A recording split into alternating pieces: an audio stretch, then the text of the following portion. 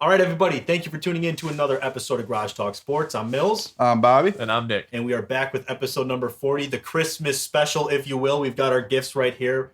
Our very complicated and hard to figure out Secret Santa is happening this week. So we're going to open our gifts here on the podcast for you guys. Oh, we still don't know if Nick has himself, though. Yeah, we don't know who had who. It was very difficult. You just wait till I get two gifts. But honestly, most of this episode is going to be talking about the NFL. You know, other sports are kind of in limbo right now, especially MLB lockout and things like that. What a week it was in the NFL, though. The highs and lows of fans everywhere. It was quite a fun week, quite a depressing week. The game of the week was hyped. Indy versus that game lived up to what it was. It did live up to it, and I just want to say Jonathan Taylor is a real MVP candidate. Oh yeah, dude, he is unbelievable. Yeah, he's 100%. I think so. After his week, and then coupled with Tom Brady's week, it brings people back down to Jonathan Taylor, because it's tough to I feel like it's tough because Jonathan Taylor had 3 extra weeks more than Derrick Henry and finally caught up to him in yards, but also you can't give it to a guy who's been hurt for half the season. But at the same time, Jonathan Taylor has been producing every single week. Yeah, he hasn't had a bad week. Oh yeah, he's found his stride now, unbelievably. It's tough because, the MVP is basically a quarterback award now. He's a shoo-in for Offensive Player of the Year, I'm sure. Should he be in the conversation for MVP? Absolutely. Yeah. Should he be the MVP? I think there's a legitimate argument to be made there as well. But we all know how this award goes every single year. They're going to find someone. Aaron Rodgers, I think, is still a favorite for the MVP. But still, I don't know. I feel like no quarterback has outshined the rest to the point where, you can... What Jonathan Taylor is doing this year for the Colts, it's unbelievable. It's a Derrick Henry-like effect on his team. Yeah. Right? Derrick Henry, you can see the Titans with Derrick Henry twice as good of a team, if not more than twice as good. Even more so, because Carson Wentz threw 12 times this game. Oh, it's Jonathan Taylor's the identity. They found out Jonathan Taylor is the identity of their offense. Yes, he is that offense. Not saying Carson Wentz is a bad quarterback or anything, but when you have a back that's producing as well as he is, you have to give him the ball 30 times a game. Yeah, no, that's one of those things. You're going to roll with the hot hand. That at least you should if you're, Well, yeah, I mean, we talked about being the Titans. It's like the Titans 3 years ago when your best wide receiver was Corey Davis, Ryan Tannehill, not a great quarterback. It's why are we going to make him throw a lot of times when Derrick Henry is going to get us 6 yards a carry? Why would we even go to Ryan Tannehill? Right now, it's probably Colts. They got Michael Pittman, and I'm that's about it.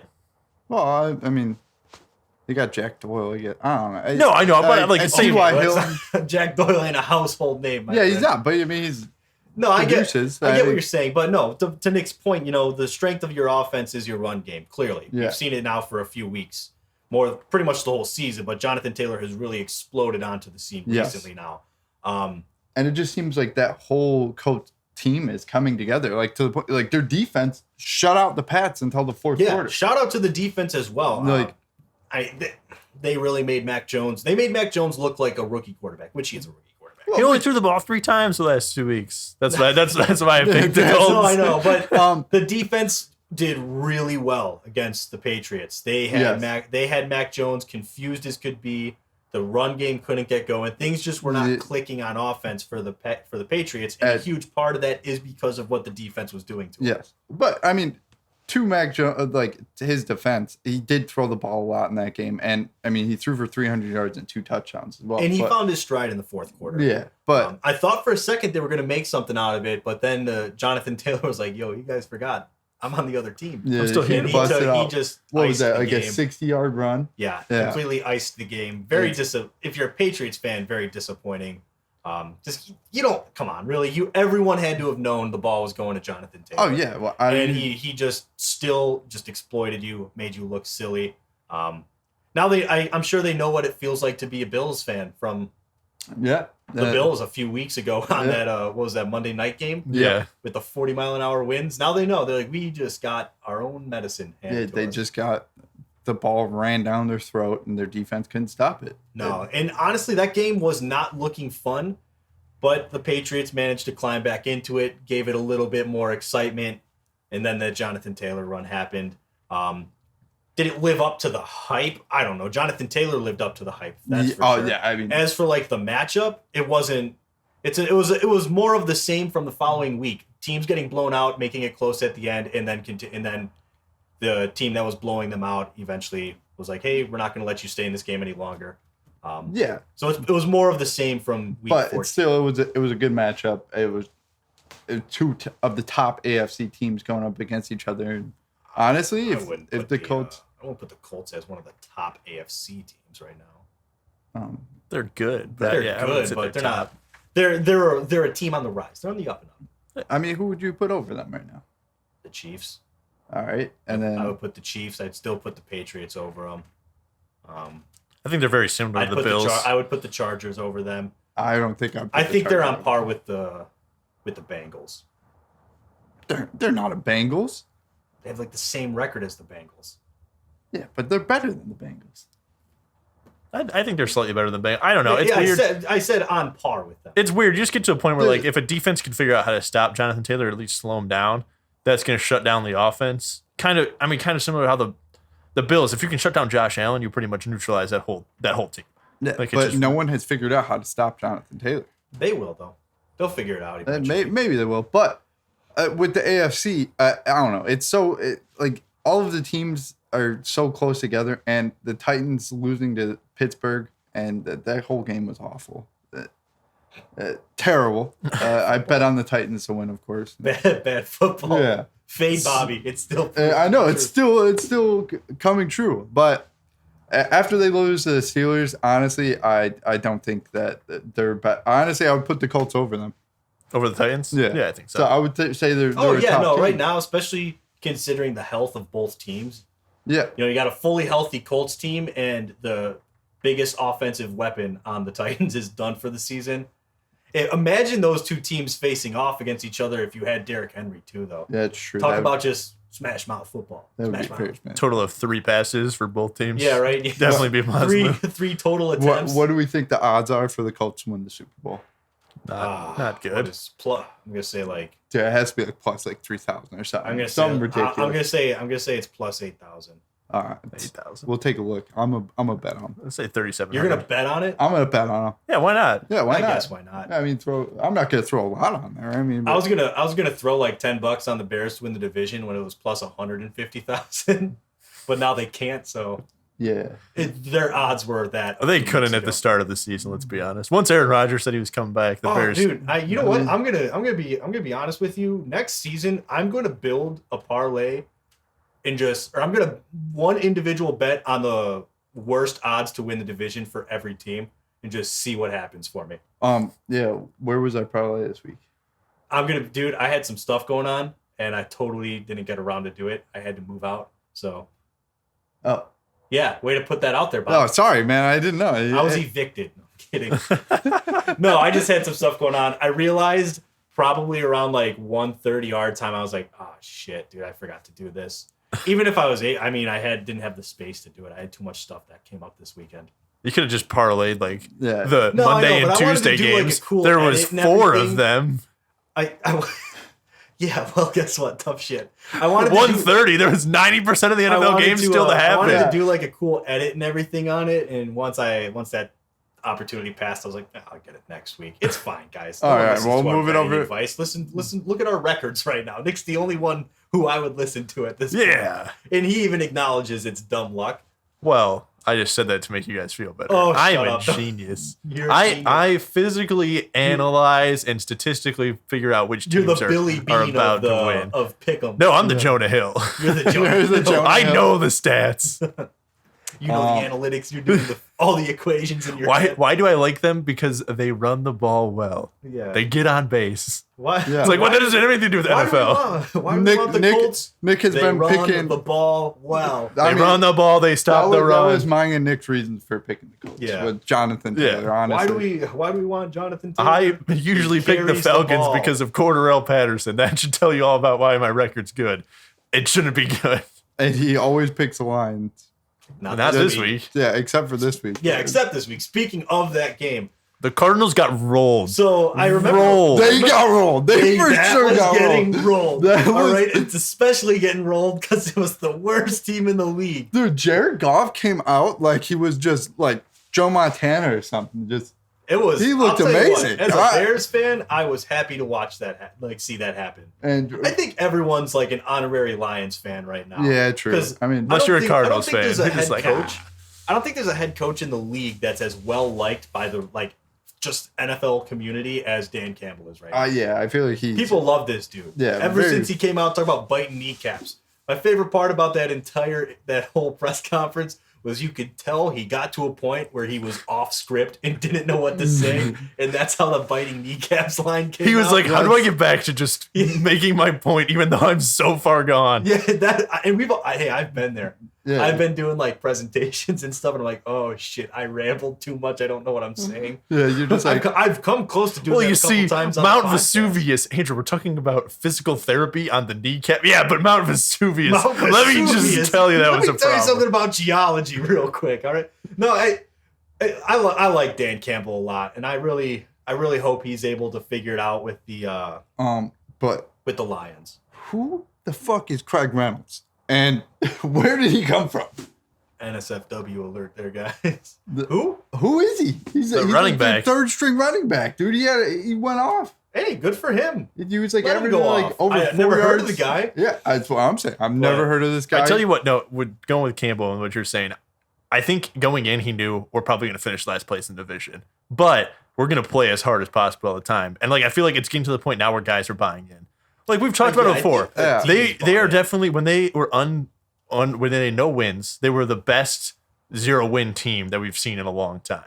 And I think even to this point, I don't even think they're the worst team in football. I think they could easily beat the Jags. Officially, it's the Jags. I feel like they could easily beat the Jets. I feel like they could easily beat the Texans. Like they're playing some decent teams. We will after this game. We'll touch up on what happened with the Jaguars.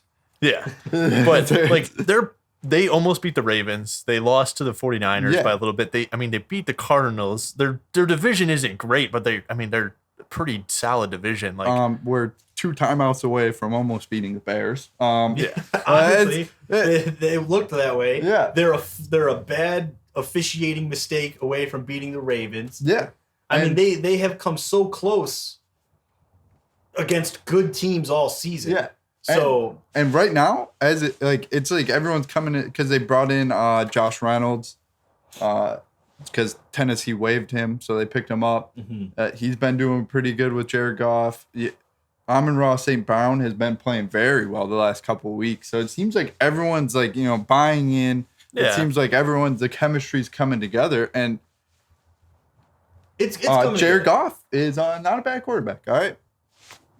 No, and he's starting to look the part. The scariest thing for me as a Bears fan, I'm not ready to say he's not a bad quarter. I think his ceiling is like average quarterback play, and he can wow you a couple performances a year, like any quarterback in the NFL can. They can come out and Mike have White. a day. Yeah, I'm not ready to say Jared Goff. Mike White. Yeah. I'm not ready to say that he's a great quarterback by any means. No, but the team is definitely bought in. Yeah, and I think they're playing now with the attitude that they can beat any team. Yeah. It's demoralizing to lose close games to some BS like they were in just horrible, in hockey they call it puck luck. Just the ball's not bouncing your way at all. Things continue. What can go wrong will go wrong for the Lions. And I think they've realized now that a decent number of their losses have been due to things that they have no control over. Yes. Perfect example. I keep mentioning it, but that Ravens game was a perfect example of, they had no control over the fact that the refs just messed up and let a delay of game happen without calling it. Yeah. There's a lot of things that happen to this team that, they play well, they do what they're supposed to, and some fluke thing happens that just changes the game for them. Yeah. So they're buying into it. Dan Campbell, I think, is the right guy for that organization. He has the most balls I've ever seen in a coach. He onside kicked on the first kickoff after they scored a field goal against probably one of the best offenses in football. And then they stopped them from getting a touchdown. He was like, you know what? Screw it. I'm going to get an onside kick. And guess what? Even if they get it, they're not going to get 6 points. Yeah, but that's that we have nothing to lose mentality. Yeah, I mean, I guarantee. I'm not gonna say guarantee, but if the Lions were in a playoff position, I don't think they make that play. No, but, obviously.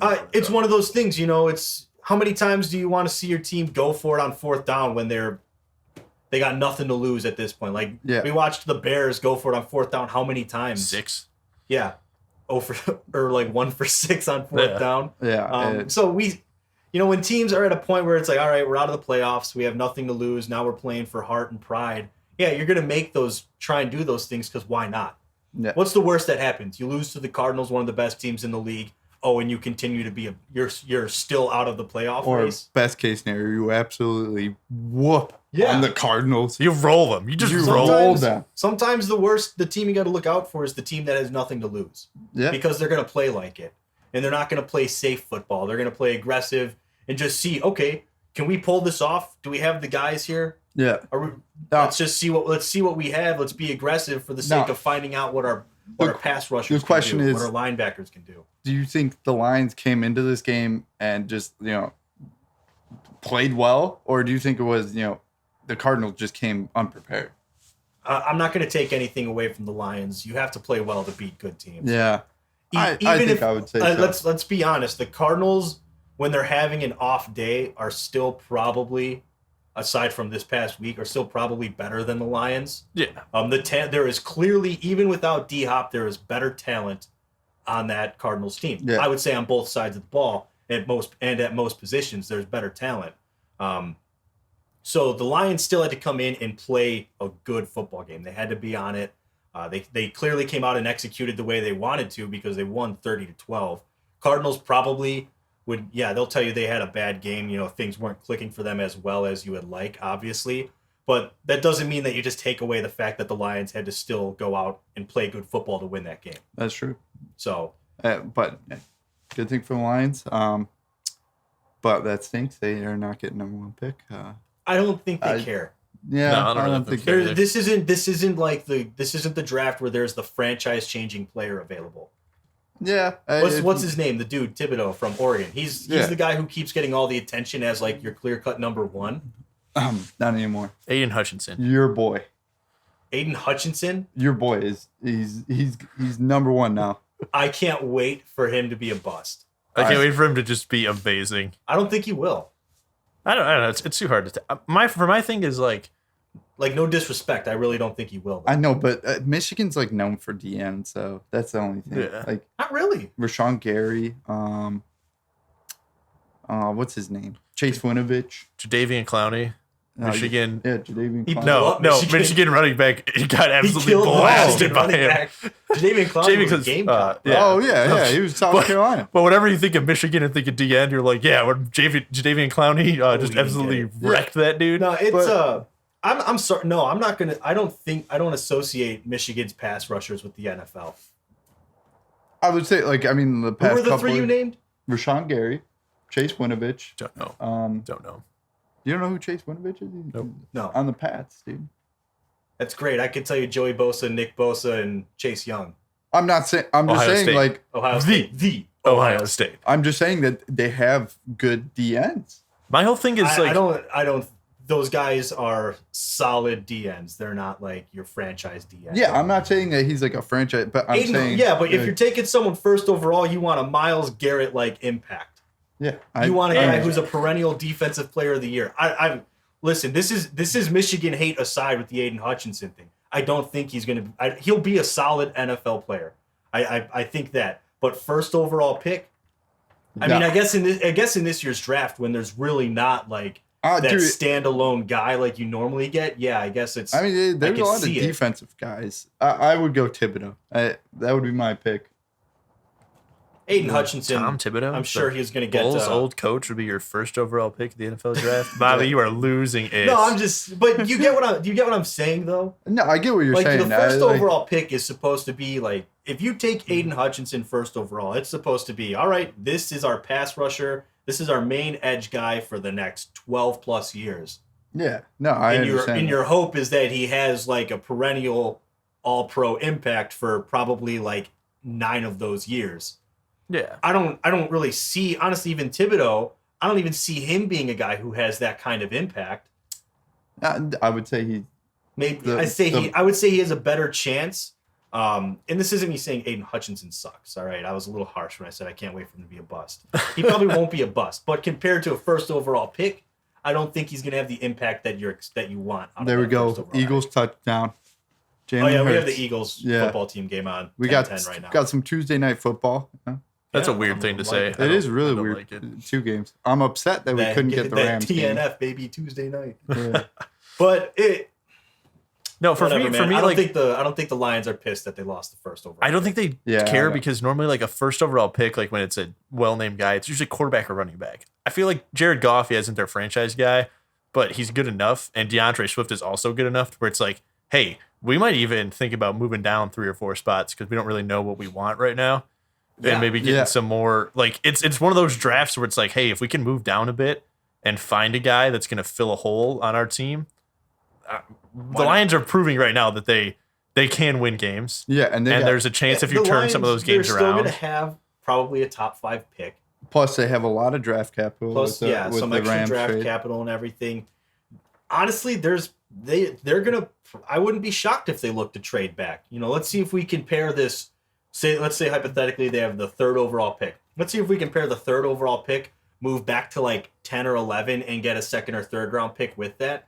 They'll do that because what do the Lions are probably going to be looking mostly at? I'm going to say O-line or wide receiver.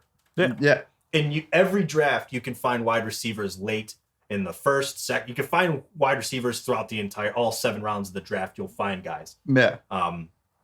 They have a star in T.J. Hawkinson. They don't really have that clear-cut one wide receiver. DeAndre Swift is going to be a good running back. Jared Goff, if he can limit his mistakes, is going to be he's going to be fine at QB for him. You don't need to be aggressive and try and get someone. And there's no one in this draft class that's like what I would go and say is better than Jared Goff. No. Like I don't see considering he does have a lot of winning experience. Yes. He's been around. So he's been to the Super Bowl. And he's won 2 games now without Sean McVay. Yeah, so he's so he's winning. He's winning, man. He's figured it out now. He's figured it out. But my point is they don't need to stay at 3rd overall. They could go and take a defensive stud because they do need defense. Yeah. But they're going to have a lot of options because this team has more. They're better than their record indicates. Yeah. So I don't think they're pissed that they lost the 1st overall pick. Yeah. Sure, maybe it'd be cool to bring Aiden Hutchinson to Detroit, or a Michigan guy. U of M star comes and plays at Detroit. He's going to have the entire U of M fan base rooting for him. Yeah. But I don't think they're all upset about their draft spot right now. Yeah, I don't think so. Especially because it's still going to be a good draft. Yeah. Yeah, exactly. But, not like they're going to get the 30th overall. They're not going to turn this way around. But we'll switch to the worst team in football now, the Jacksonville Jaguars. The Urban Meyer era is done, fellas. He is gone. He finally... So short-lived. He fucked up one last time. Sorry, I hit my mic. Big return. It's so excited. Did you pick them? Yes. Oh, you did. Me and you picked Eagles. Yeah, we went Eagles. Okay. Yeah, the Tuesday night games are going to get tacked on to next week's podcast. Yeah, we are. By the way. Eagles are favored by 5. Maybe a big swing now. Is it 18 games? Yeah. It's a huge swing. I had such a... Oh, yeah, it's going to be big. Yeah, it's going to be a big swing. I had such a bad week this week. We'll talk about that in a little bit. But, Bobby, fill us in on the Jacksonville Jaguars and their excellently run organization. Former Jags kicker Josh Lambo came out and said that during a practice in August, Urban Meyer kicked him in the leg. I don't know. Again, he didn't really specify how hard it was or anything like that. But again, he said it wasn't a love tap. Yeah, you're a professional coach that with grown ass men. You can't be kicking them in the legs. And on top of what was going on in that organization, plus incident with a bar and Young hands. We won't women. go too much further with that, but I mean, he was grabbing ass, man. Yes, he was. He was groping. Okay. It just, dude, he would just seem completely incompetent, and that was just the icing on the cake. And then you find out he's a total douche. Yeah. So I mean, here's the thing. This is why I've never been a fan of hiring coaches out of college into the NFL. Because players have so much more control right? They have so much more like say in whatnot.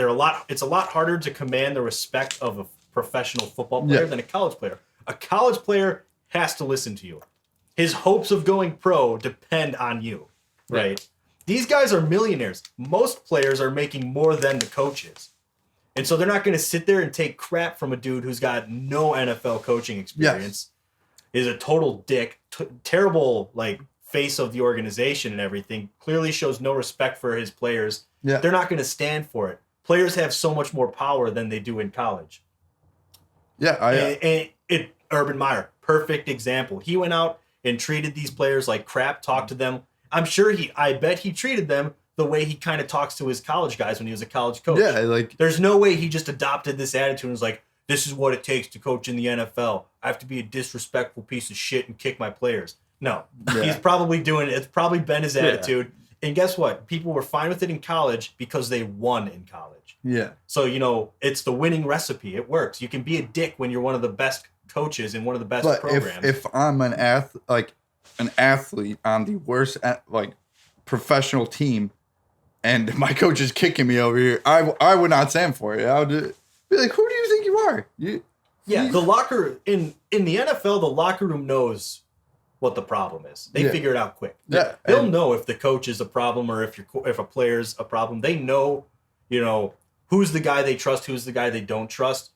Pretty obvious Urban Meyer was not the guy. Yeah, no, he was. They figure that stuff out really quickly. Question: is this the shortest lived head coach ever in professional football? I'm gonna be real with you. I don't actually know the answer to that. I would have to say yeah. I would have to say yeah. Like I'm thinking most coaches. It hasn't even been a year. It's got to be close. I'm saying besides a health reason to step down. I'm pretty sure it's got to be an actual termination for like you said.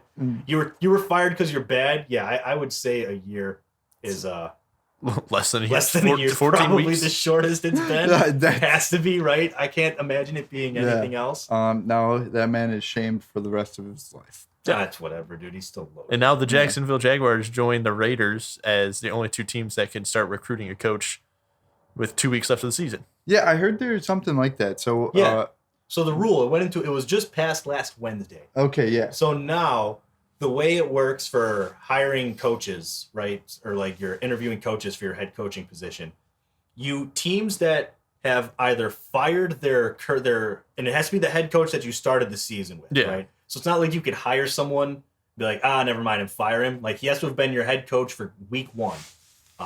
So if you fire your head coach at any point before the last 2 weeks of the season, or if you inform him and make it known to the NFL that you are not bringing them back next year, you can start interviewing head coaching candidates 2 weeks before the season ends. So you can get you get a 2 week head start on interviewing the top candidates. Oh, okay. So you can try and lock down your guy before any other teams are able to. That's smart. So what the Bears should be looking doing is telling Nagy that he's either gone or just shit-can his ass.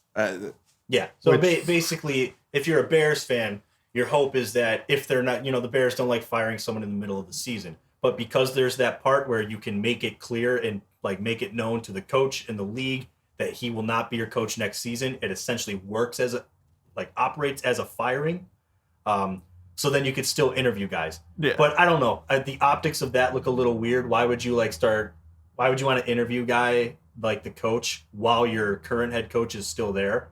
I feel like that could just cause some weird chaos a little bit. Yeah. Yeah, but I mean, at this point, you might as well just fire Nagy.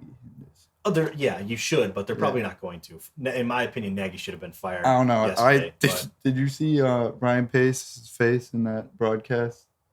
It did. Yeah, he was not a happy man. He was not a happy man. No, and that was 100% to blame on Nagy. And you know what? Let's dive. We're talking about it now. So let's talk Bears. Yeah. First off, Monday Night Football refs, please figure it out, man.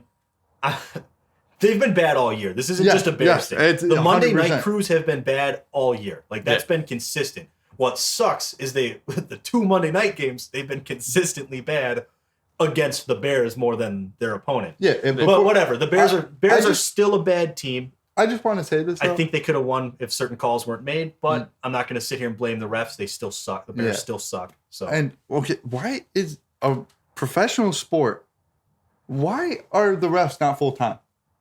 Yeah, I believe they're the only league that doesn't have full-time refs. Like, these people have day jobs and they just do this on the weekend. Well, I don't think it's that extreme. No, dude, it is.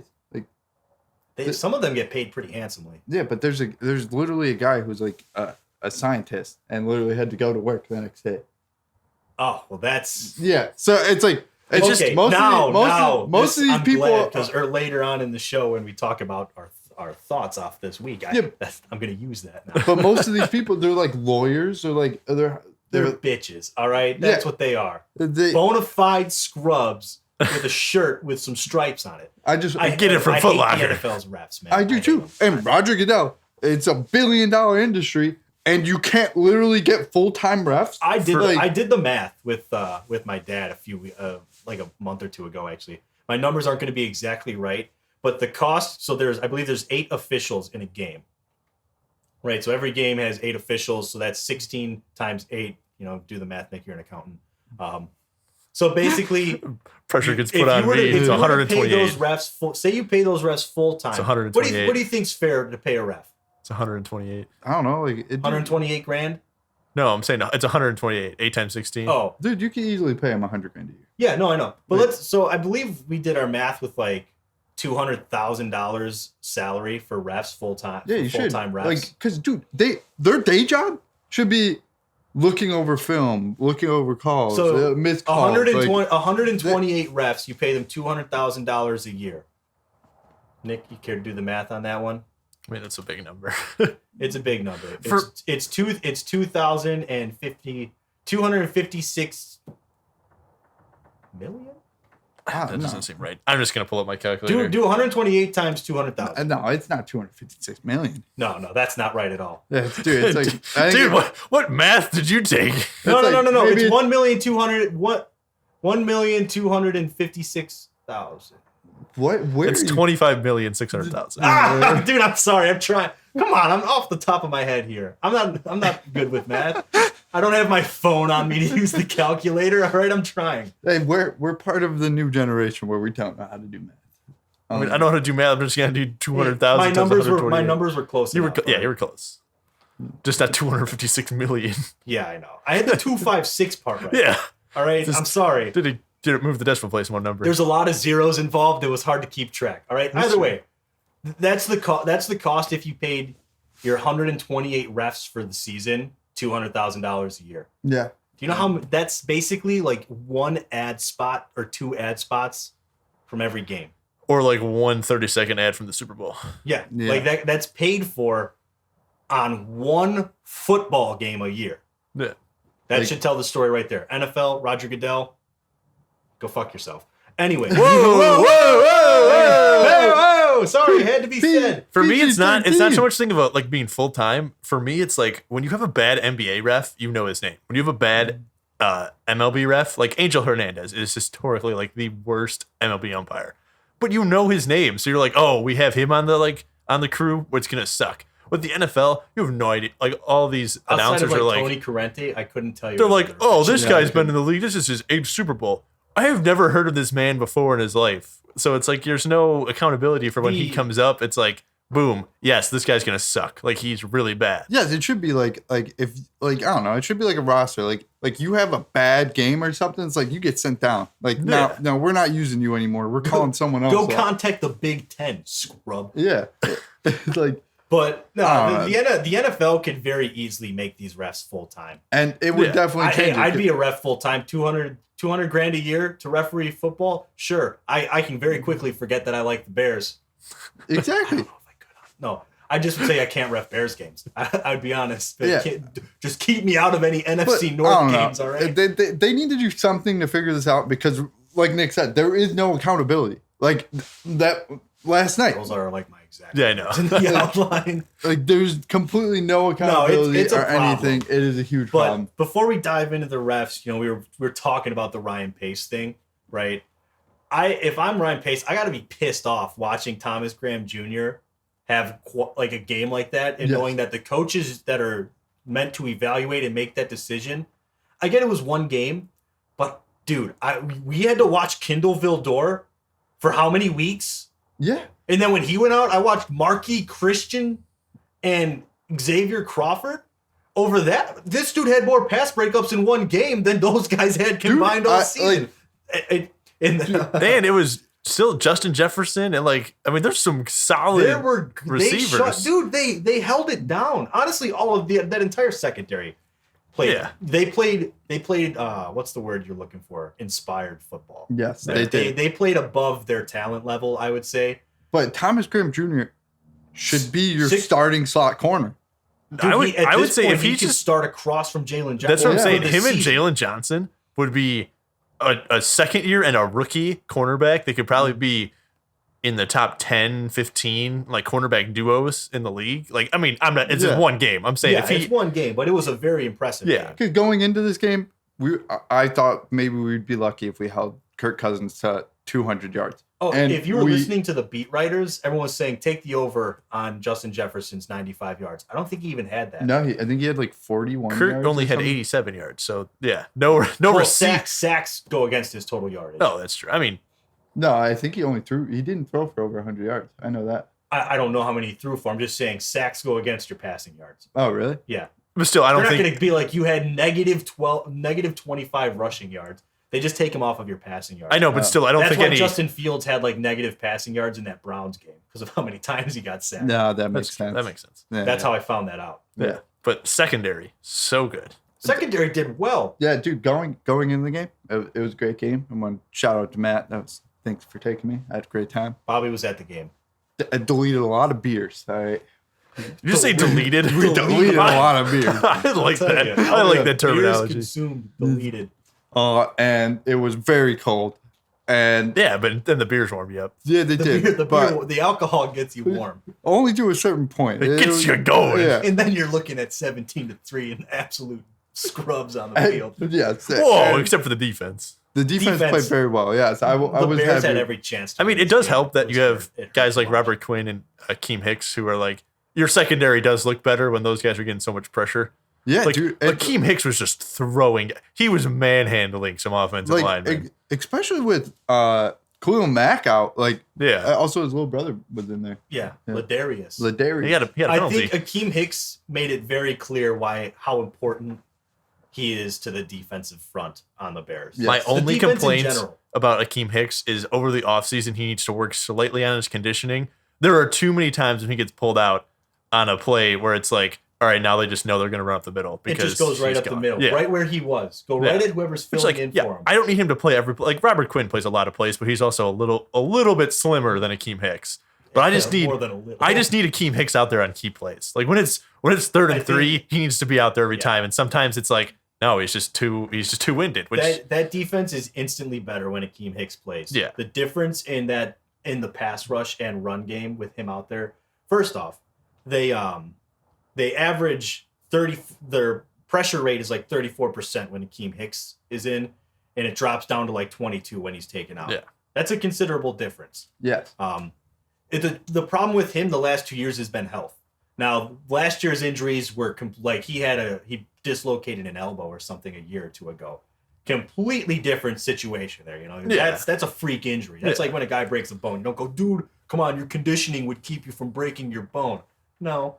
But he's had a lot of hamstrings, muscle injuries and stuff. If you can work those things out and get him healthy, you need to bring him back. Yeah. He is the heart and soul of that defense. I agree. Especially with Khalil Mack. We've talked about Khalil Mack. Sometimes the stats don't prove how good he is. Sometimes he doesn't get any sacks for 5 games, but Robert Quinn has gotten 7. And it's because you have to double team Khalil Mack. Yeah. So if you have Khalil Mack, Robert Quinn, and Akeem Hicks on the line at the same time, it's okay, we're fucked as an offensive line. Yeah. Whoa! No. You fucked off the camera, man. It's true. Perfect thing there when you're talking about stats don't always tell the story. Louis Riddick, big fan of him. I think he's a genius. Bears should go after him for head of football operations. Either way though, so watching the Monday, you didn't get to listen to it because you're at the game. No, but the Monday Night Crew dove into the Bears organization a lot in general. But something that they talked about specific to Robert Quinn was, so everyone ripped Robert Quinn. He had 2 sacks last year for the Bears after signing a big contract. He's about to beat. He's 1.5 sacks away from beating Richard Dent's franchise record. And him in second place too, because it's Richard Dent twice. He's a half sack away from tying him, or no, he's 1 sack away from tying him. Half sack away from tying second place, which is also Richard Dent. Yeah. So what he was talking about was, even though Robert Quinn had 2 sacks last year, his pressure rate was 48%. So every other time he's rushing the passer, he's applying pressure. That's something that doesn't show up on the stat sheet. For Robert Quinn's career, he has I think it was like a 55 or 56% pressure rate.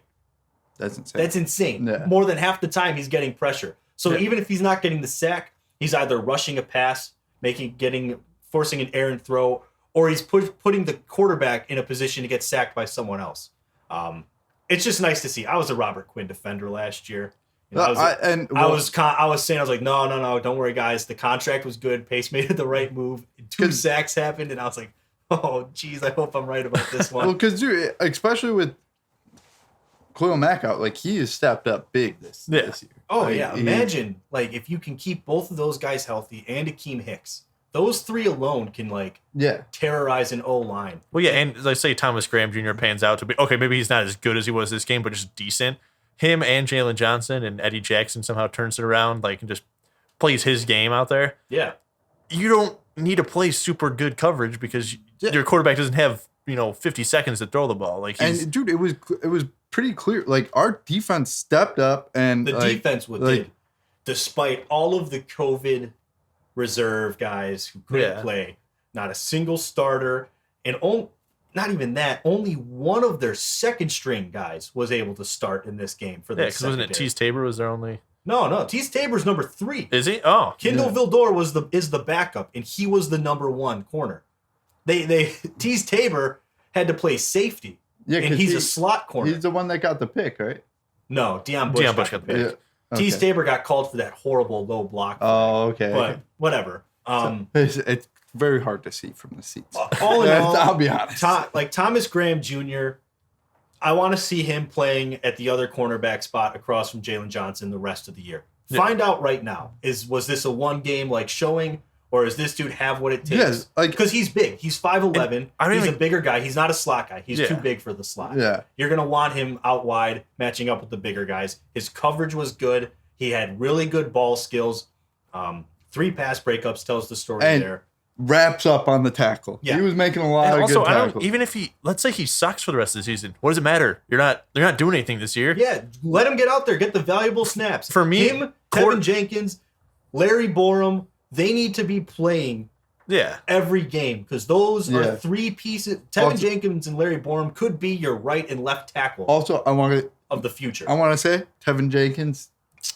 That's what you do. You have your quarterback back. I don't agree with it. It wasn't a bad tackle. He pushed him out of bounds when he was still in bounds. No, it wasn't a bad tackle. I understand what he did. It wasn't dirty, but I don't care. I don't care that he did it. Just like I don't care that Nagy got the personal foul called against him for cursing out the refs. It's one of those things where, oh wow. Oh, that's big. It's one of those things where you don't want to see the penalty, but I would rather see a dude say something even if he doesn't need to say something.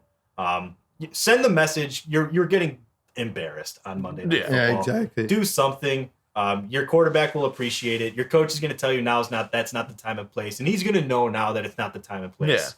Yeah, I think Affetti told them. Yeah, right Affetti there. really was like, "You dumb mother." Which I would agree with it, because it wasn't. If he would have hit him late, I would have been okay with it. But get in his face, yell at him, but don't fist open hand slap him. And it's no, that's stupid. It's not like it was a bad play. No, it was a clean play. I get what you're saying. Now, when Fields' head got taken off, that was a perfect learning experience. When his head got taken off on that slide, then that's when you hit him in the face. Yeah. But you can't do that again because you did it earlier. That's when it was a learning experience, and you learned from it. For me, defensively, I also liked Ogletree.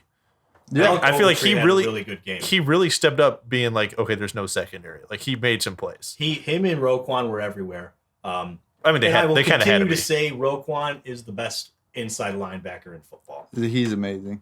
No one will change my mind on that. I'm dead serious. He's the best in the NFL. And you know what? I stand by it. Maybe he'll be an All-Pro eventually. He didn't even get Pro Bowl this year. stupid as hell, man. It pisses me off. I mean, that's just a voting. That's just like I know, it's a fan vote. It like, just pisses. Roquan's the best inside linebacker in the league. No doubt, no question. Change my mind? You can't. Either way, though, let's talk about our takeaways from the week. Shall we? Yeah. Bobby, you're scrolling away at something. It's distracting. I was trying to see how many penalties the Bears actually had. I want to say there were 16 total penalties 16. for the Bears or the whole game. I don't know if it was. It was 16. I think it was the whole game. It was 16 for the whole game, and like 180 something yards of penalty yardage. That's insane. Just poorly officiated game. I think it was 9 penalties for the Bears. Yes. No, I think it was. I think I they think hit it was double more. digits. Yeah, it had to be like 12 or 13. Either way, though, our biggest takeaways from Week 15. Bobby, you and I have a similar takeaway. So let's open the floor to Nick. I want to hear Nick's. Yeah. Me, I feel like a lot of people would definitely disagree with me, but I think this week proved that the Ravens are the best team in the AFC North. For the simple fact is, last week they almost beat the Browns with Lamar Jackson playing for like 5 minutes. And this week, I think they beat the best team in the NFL right now, which is the Packers, or almost beat the best team in the NFL, which is the Packers. And they could have just kicked the extra point. And they did it with a backup. Yeah, and they could have tried to win in overtime. Like, yes, they still lost because they went for 2 at the end of the game. But if you're only down 1 point with Tyler Huntley as your backup and Marquise Brown really didn't play well, and you still don't have a running game, like, I think you put Lamar Jackson in there. Marquise Brown's healthy. Sammy Watkins, I think, had either had COVID or he has been hurt. He's been hurt for a while. But I think they're better than the Bengals are just getting kind of lucky in some of these games. I don't think they're really a good team come the end of the season. The Browns, I don't know what the Browns are. They're good, and then they're bad, and then they suck, and then they're really good. The Browns is the Browns. Yeah. The Browns is the Browns. That's about the Browns is the Browns. Before 2 weeks ago, I would say the Bengals were definitely the best team because Lamar Jackson was struggling. But with Lamar Jackson not playing the last 2 games, the Ravens look good. And I think he's going to come back after a couple weeks. And make them better. And Tyler Huntley. Tyler Huntley looked good. Yeah. I'll tell you what, I'm going to agree with you on that one, Nick. Especially, one, I think the record tells that story too. But after watching how they played against Green Bay, Aaron Rodgers the Green Bay offense is going to get their points, man. They just will. But watching how they played, Tyler Huntley, very impressive showing, especially considering, the stage and everything. But what stood out to me was Mark Andrews. Yeah. Mark Andrews is solidifying himself. He is putting himself into that upper tier of tight end talent in the league right now. Yeah. He's creeping into the George Kittle, the Darren Waller, and the Travis Kelce conversation. I think he's better than Darren Waller. I'll say that. All right, Darren Waller's having a down year. Why you gotta be hating? But Mark Andrews is having solid years before, and now he's extending. Either way though, those are your top 4. Yeah. I think it's pretty clear cut now. TJ Hawkinson is like the top. He's leading the next tier of guys. Yeah. But there is quite a dip in like production. It's those 4. I mean, it's Kittle, Kelce, a little bit of a gap.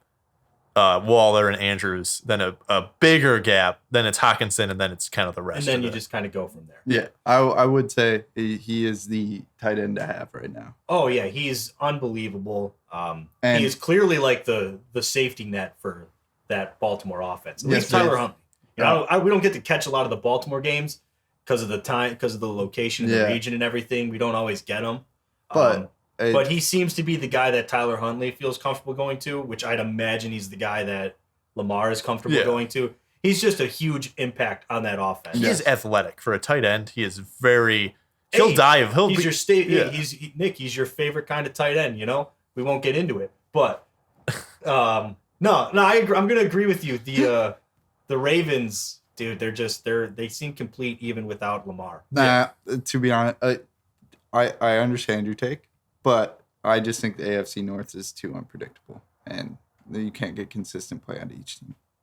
Yeah, I know, but I'm just saying. That's all I'm saying. I feel like. Well, I think you're wrong, Bobby. You're welcome to have that opinion, Bobby. We'll wait and see at the end of the year. If Lamar comes back and plays like how he was in the beginning of the season, I will say they're the best. But still, you never know. The Steelers could come back and just absolutely destroy the next, and they win the division. It just doesn't make any sense. Nothing makes sense with that division. Yeah.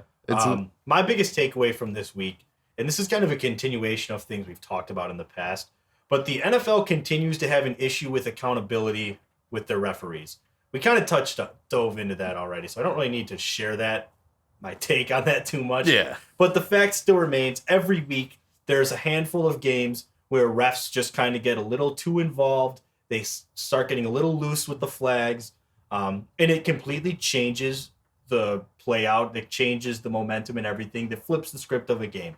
And now, knowing that what Bobby said, I knew they weren't full-time. I didn't realize they were like working second jobs. I thought they were still making a decent money. No, like literally, like I think it's more like they do that as a hobby.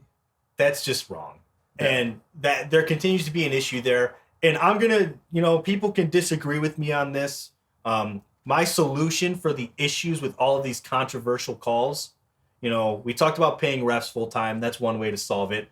I'm also an advocate on things like that are on penalties like unnecessary roughness, personal fouls, things like that. When the crew has to gather, I'm a believer that there should be someone in New York who's like connected with the head ref of each of, at most 16 games, 16 people in New York connected with, each gets their own head ref for the game. Yeah. And their job should be reviewing this stuff live and communicating with the head ref. So you can avoid things that are super controversial. Like, we'll talk about the Bears game one last time. I don't think it should have been an unnecessary roughness call on Deion Bush when he broke up a play. Yeah. That was incidental contact. The point in that rule is the nature of it, right? Yeah. Which I think we talked about earlier. In live time, his head snapped back, so it looks like he hit him. Throwing the flag. Yeah. I get why you. So you need someone in New York to be like, oh, actually, we saw it. His arm hit the ball, and then it was just incidental contact to the head. Right. So it's like in that situation, yes, you're going to throw the flag. You see a guy's head snap back when he's diving for a pass. The flag is going to get thrown. Yeah. I don't have an issue with that. The crew still has to come together and talk about it and discuss it. Yeah. That's when they're supposed to be like, no, I don't think so. Yeah, I think so. I don't know. Maybe. At that point, they're already gathering to discuss the play and if it should be a penalty. Why not have someone who looks in and says, guys, it was incidental contact, right on you to throw the flag, but pick it up because that wasn't the nature of the hit, right? It wasn't the intent. There wasn't intent to hit the head. And there hardly is, but still in that instance, you play the ball first. You shouldn't get hit for an illegal contact to the head. Yeah. It's similar in the NHL. The tripping call, you can trip someone if you play the puck first. So if you dive and you hit the puck and then trip someone, it's not a tripping because you played the puck. It's like blocking a punt. As soon as you touch that ball, you can hit the puncher. It's the same concept. And there's no great way for them. I feel like that's the most logical way that you can enforce something like that is to just have someone whose job is to work with the head ref of each referee crew for each game, and they just they go over the plays, they watch it all, they get to see it in slow motion, and they just go, no, pick it up. Yeah. That way, I agree. Even if you think it's a bad call, if there's someone whose sole job is to correct that stuff, you can't be as pissed about it. Yeah. But you leave everything up to interpretation of guys, and we're already ridiculous with replay as it is. Every play gets reviewed basically. Yeah. So what are we changing? We're adding an extra 10 seconds, right? Not even, because guess what? They already have to huddle up to discuss the call to begin with. Yeah. So what are we adding? Nothing. You're just adding more accountability. Or just do it on big plays. Like that play was a third down. The Tease Tabor one was also a third down. So it's like, okay, if that happens on first down, okay, yeah, it's still a bad call, but you look back and be like, okay, it was first down anyway. Like, okay, now it's first down again. It's a little bit farther down the field. But on third down twice, having that happen, if a ref can come in and be like, no, that wasn't actually a penalty, that completely changes how the game plays. Yeah, the only issue with that is it opens up a bias to the situation, which I argue gives more control to the refs to control the game. If you're telling a ref hey, let more stuff go on third down because it's third down, it's kind of that's kind of a little difficult to enforce because they are supposed to call the rules by the rule every time. So now you're acknowledging that they can change their calls based on the game situation. Well, I don't think it's like that because it's look at the NBA. The NBA, after there's 3 minutes left, every single close 3-pointer is reviewed at the next timeout. That's in the first minute of the game, if it's a 3-pointer or whatever it's called in the court, that's what it's called. But once it gets below a certain time, And at the end of a half, it's not like the first quarter. Who cares? At the end of the first quarter, end of the third quarter. At the end of the fourth quarter, if there's a minute and 30 seconds left and he may or may not have stepped in the line, then that's a reviewable call. That because it has a chance to change the impact of the game. Yeah, but I think that's more comparable to when the NFL says inside 2 minutes, all reviews come from the booth. You can't challenge. It's tough when you're saying to enforce, like, we're talking about like enforcing fouls. If it's a close game, let them hack a little bit more for basketball references here, which is a little bit like you. I'm not saying they changed the call. I'm just saying timing of the game and what down. I'm just saying on third down there would be more reviews because if people are going to complain like, oh, this game now is going to take 10 hours because they're reviewing every play. It's like, okay, they're not reviewing every play. They're just reviewing plays that are on big downs where it's like this is going to either give them a first down or it's going to force them to be fourth down. Yeah. I'm saying to more approach it similar to how college does with the targeting rule. They throw the flag and call targeting and they review it and they can reverse the call or not. That's what I'm saying. Flag penalties that are unnecessary roughness or illegal contact. Those are the things that I think those should be the reviewable ones because more times than not, those flags are called because of some crazy incidental contact. Yeah. How many times, there are times, yes, where the guys just hit, perfect example, Justin Fields sliding takes a hit to the head. That was an incidental contact. I don't think Howie Kendricks he's not a dirty linebacker. He's been ejected one time in his 7 or 8 year career. Yeah, but at the same time, you can't do it. You can't do it. So, yeah. But I'm not saying that he's he's a dirty player. Yeah, no, I get what you're saying. He made a dirty hit. Yeah. Yeah. And those are the things that I think should be reviewable because you can tell the difference between incidental and intent. And that's my stance on that. Yeah. I feel like we talked about refs a lot. What I'm going to go with is Nagy needs to be gone. He needs to be fired. I get it's Christmas and everything, but sorry, Nagy. This is a career you Merry pick. Christmas. He needs to be fired before next week. You do agree, though, that... I heard unemployment's still giving that extra $600. The reason they lost the game yesterday was not Matt Nagy. You agree with that, right? No. He had 100% of the play calling, dude. No, and they lost beat. There were more reasons than just Matt Nagy. But he lost them that game. They I don't agree with that. Well, here's the thing. Called plays. Their offense did not. It was stagnant. I understand that, but anything. The times when Minnesota was able to score the touchdown to Justin Jefferson, and I think the other touchdown they had were both on just bad fumbles by the offense. That's not Matt Nagy's fault. Yeah, but also you got good field position. There was a pick at the end of the half, and but Matt Nagy wasn't out there having holding calls, and penalties, and taking bad sacks. The best way to explain the offense was stagnant. They couldn't do anything. The problem I have with Nagy is they went for it 3 times. They could have kicked 3 field goals, had 9 more points. They only lost by 8 points. They would have won the game. But in the situation you don't expect to score. We got a garbage time touchdown. That was it. That's the only time they scored. The offense could not do anything. There's a lot of reasons why the Bears lost. A lot of mistakes, disciplinary mistakes, which everyone will tell you comes down to coaching. Yeah. But at the end of the day, I don't have the exact numbers, but I don't have the exact what yard their drives ended on, but the Bears had 6 drives end in the Vikings territory without a single point. Yeah. And 3 of them were in the red zone. And everyone will say inside the red zone is when the details of an offense matter, right? The Bears can move the ball. We've seen it all year. The Bears move the ball downfield and then they get inside. They don't even get into the red zone. They get inside the 30. That offense has no details. It's messy. Yeah. It's not good. The offense doesn't work. So in that regard, your offense, the scheme, the details of it don't work in short yardage. They don't work in the red zone. And that's where you need to be good as a team.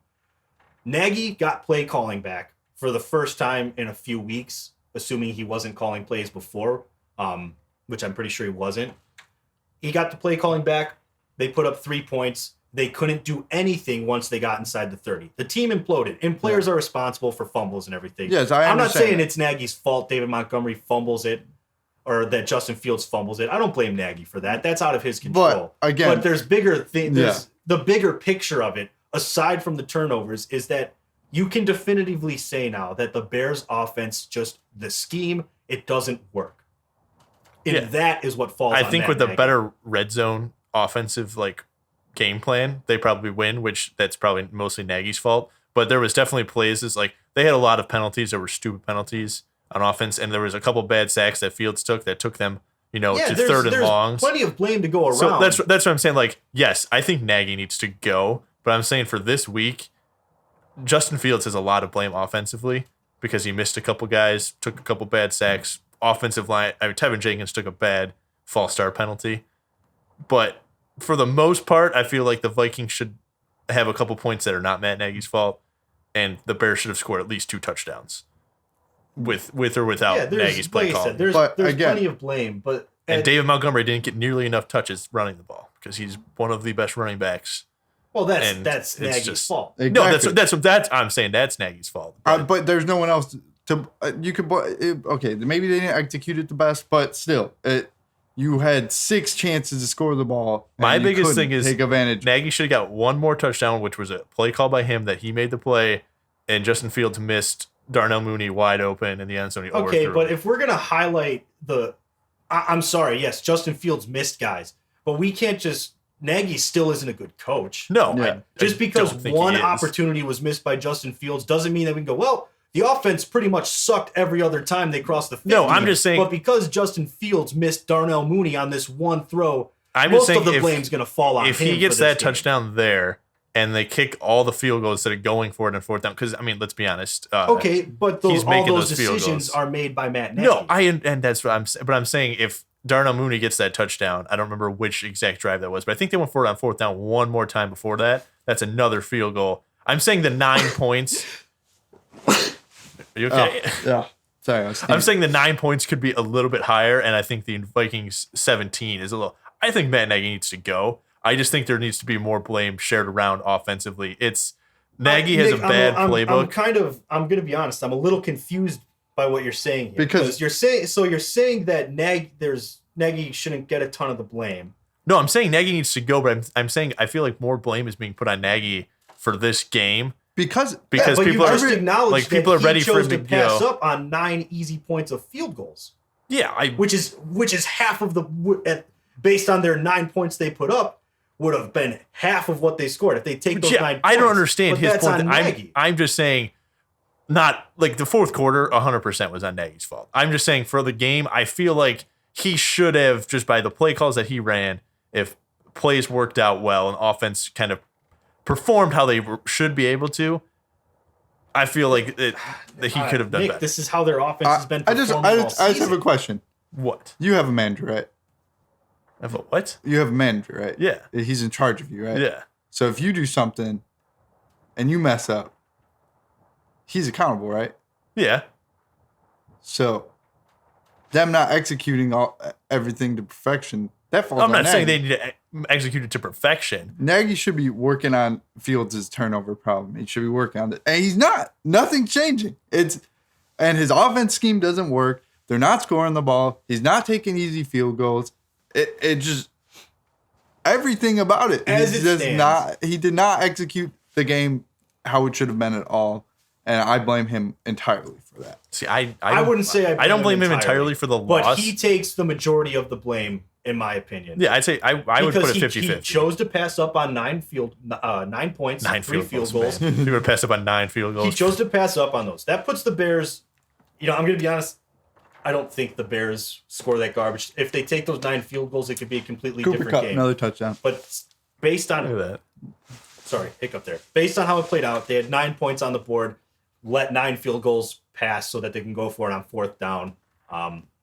You look at that, that's 18 points. They lost 17-9. They would have won the game. Now, it's not that cut and dry. It's not that black and white, But we're talking about it. He chose to pass up on those easy points. And then knowing that we know his scheme isn't good, right? Especially inside the red zone. You went for it on fourth down several times. And I don't disagree with going for it in a couple of situations, right? Okay, I'm going to say they went for it on fourth down how many times? 6? Yeah, 6. I'm going to say maybe 2 of them I was okay with it. But at the end of the day, he chose to pass up the points, has a scheme that doesn't work. I'm not seeing progression anymore in Justin Fields. Justin Fields has pretty much plateaued for the season. Yeah. It's been the same, and now he's developing bad habits on top of that. Jump throws, weird things he's doing, which aren't all Nagy's fault, but Nagy's supposed to coach that stuff away. So, we could say Justin Fields is supposed to do this and he didn't, but if he's not being shown what to do, to take it into Bobby's managerial work day, your work day comparison here. My work day so that's like your manager telling you to do something but never showed you how to do it. And when you don't know how to do it, he goes, well, he didn't do it right. I told him to do it. He just didn't do it right. That's kind of what we're talking about now. It's getting to the point where there's a disconnect of Nagy's trying to save his job, so he's trying to be I have to get as many points offensively as I can. So that's why he's going for it on fourth down, not taking 3 points. But he's then also just letting Fields kind of be here's the play, run the play. And then Fields goes out there and tries to run it, but he's like on that screen pass where he jumped up in the air and then took a sack, a good coach would, after the play, would come up to him and tell him, just throw the ball at his feet. Take an incompletion. We don't need a sack that's 10 yards back. But also, I feel like that was a stupid call to begin with. I don't know why you're calling the screenplay there. Nagy clearly, we'll end it here. Nagy clearly doesn't work for the Bears. His offensive scheme hasn't worked since 2018. And even in 2018, after week 12, the offense stopped working. That's when they really relied heavily on the defense. Yeah, I'm pretty sure in that year they still needed to score 14 points. That's all they needed to do is score 14 points. Yeah, in I know. Most games they would win. But their best year was 2018, and it still wasn't that great of a year offensively. It was mediocre. They've averaged less than 16 points a game for basically the last 3 seasons. They're not good. Nagy doesn't work. Bears need to do something else. Especially an offensive coach. I'd be fine with a defensive coach only producing I would be cool points. with the defensive coach. I don't care what. No, but I'm just saying, say Nagy's a defensive-minded coach and he's only putting up that many points. Okay, I kind of get it. He's he an doesn't offensive guru. Yeah, he was pitched as an offensive guru. And he's not. But moving on from that, let's roll through Bobby's bets real quick. And then we'll... do we want to do gifts after Bobby's bets or end with... We'll figure that out. We'll do gifts before my question of the week. Okay, but we still got your little segment. Yeah. Well, so let's be quick here with Bobby's bets. All right, we'll roll into it. All right, this week we got 49ers versus Titans. 49ers favored by 3.5. Titans lost to the Steelers. It was a pitiful game. Very bad game. Titans look lost. I'm going 49ers. I'm going 49ers as well. I'm also going 49ers. George Kittle's looking good. Jimmy Garoppolo's still producing well enough. Browns versus Packers. Packers favored by 7. Stefanski and Baker may be back. They may not be, but even with them, I'm going Packers here. I think they're going to cover. Browns are too inconsistent. I can't see them hanging with the Packers. I'm going Packers just with the short week for the Browns because the Browns just played Monday. And they didn't look good. No. But it was with Nick Mullins. So we are going the Jonathan Taylors versus Cardinals. Cardinals favored by 1.5. I'm going the Jonathan Taylors here. Absolutely gonna roll the. This is a tough one because this has the makings of Cardinals are gonna just come out firing and bounce back from a bad game, or the Colts are gonna ride the momentum of a big win. I'm gonna say that the Colts ride their momentum. I'm going Colts riding their momentum. I have the Cardinals just because it's 1.5 points, and I feel like a lot of the times when the Cardinals win, it's usually pretty big. So it's So would you bet the Seahawks winning here?